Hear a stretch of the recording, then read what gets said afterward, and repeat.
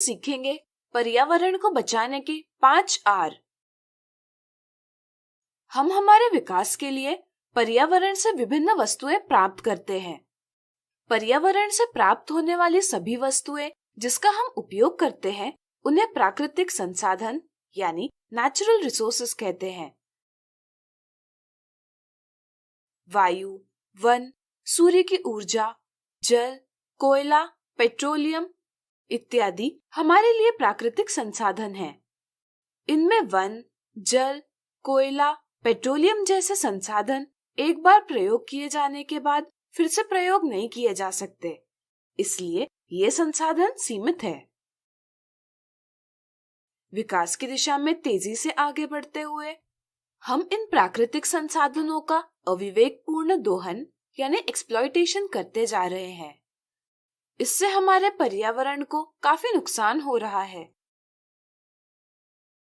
समाचार में आपने वायु प्रदूषण यानी एयर पोल्यूशन, जल प्रदूषण यानी वाटर पोल्यूशन, मृदा प्रदूषण यानी सॉइल पोल्यूशन और उनके पर्यावरण पर प्रभाव के बारे में अवश्य देखा या पढ़ा होगा।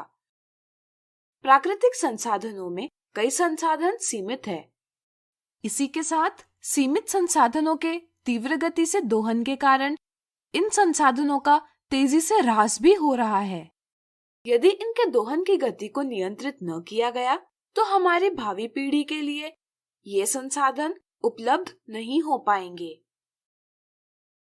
इसलिए हमें आवश्यक है कि संसाधनों का प्रयोग नियंत्रित रूप से किया जाए जिससे अगली पीढ़ी के लिए संसाधन उपलब्ध हो सके। संसाधनों का वितरण सभी वर्गों में समान रूप से हो।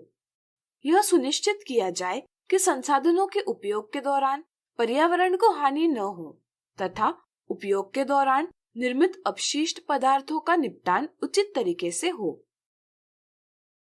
संपोषित विकास यानी सस्टेनेबल डेवलपमेंट की संकल्पना मनुष्य की वर्तमान आधारभूत आवश्यकताओं की पूर्ति एवं विकास को प्रोत्साहित करती है। साथ ही साथ यह सुनिश्चित भी करती है कि संसाधनों का संरक्षण किया जाए ताकि भावी पीढ़ी के लिए संसाधन उपलब्ध हो सके।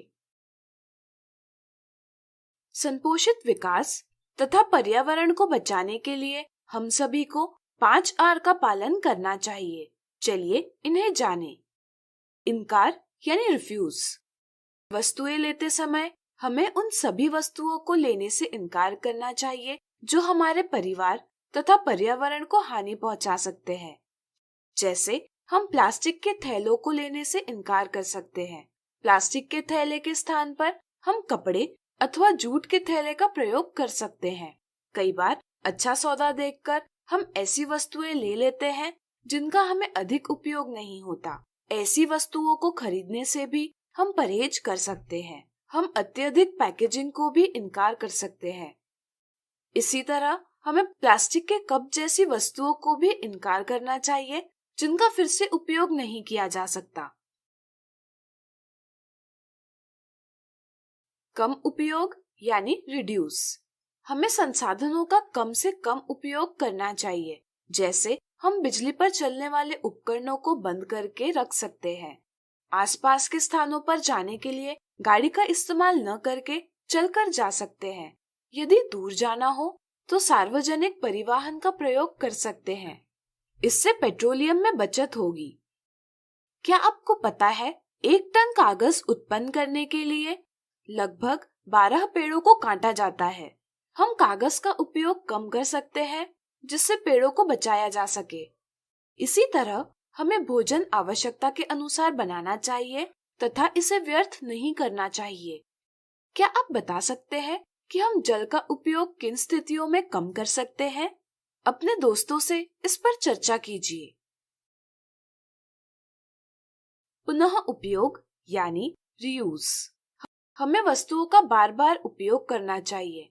जैसे एक जूट के थैले का वस्तुओं को लाने ले जाने के लिए बार बार उपयोग किया जा सकता है। जूस की बोतल को न फेंककर हम इसे जल रखने के उपयोग में ला सकते हैं। प्लास्टिक के डिब्बों को रसोई घर में वस्तुएं रखने के लिए प्रयोग कर सकते हैं। पैकेजिंग में आए बक्सों को भी वस्तुएं रखने में प्रयोग कर सकते हैं। उन कपड़ों को जो अब हमारे लिए छोटे हो गए हैं हम किसी जरूरतमंद को दे सकते हैं। पुनः प्रयोजन यानी रिपर्पस। कई बार वस्तुएं जिस काम के लिए लाई जाती हैं उसके लिए उपयोगी नहीं रहती, जैसे टूटा हुआ चीनी मिट्टी का बर्तन।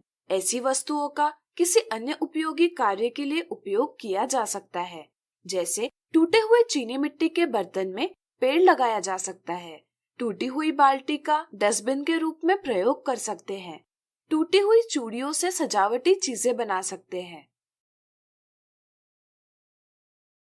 पुनः चक्रण यानी रिसाइकलिंग। वस्तुएं जैसे प्लास्टिक, कागज, धातु से फिर से नई वस्तुएं बनाई जा सकती है। इसे ही हम पुनः चक्रण कहते हैं। कई वस्तुएं जिनका पुनः चक्रण किया जा सकता है कई बार कचरे के साथ फेंक दी जाती है। हमें घर में उत्पन्न कचरे से ऐसी वस्तुओं को अलग करना चाहिए। गांव तथा शहर में विभिन्न व्यक्ति हमसे ऐसी वस्तुओं को एकत्रित करके इन्हें रसायन कंपनियों को देते हैं जहां इनका पुनः चक्रण होता है। यह बात अवश्य है कि पुनः चक्रण की विधि के लिए हमें ऊर्जा आवश्यक होती है, इसलिए जब भी संभव हो हमें पुनः उपयोग पर ध्यान देना चाहिए। अब आप अपनी प्रतिदिन की गतिविधियों को याद करके स्वयं सोचिए कि आप 5 आर का प्रयोग कैसे कर सकते हैं। तो आज हमने सीखा पर्यावरण को बचाने के 5 आर।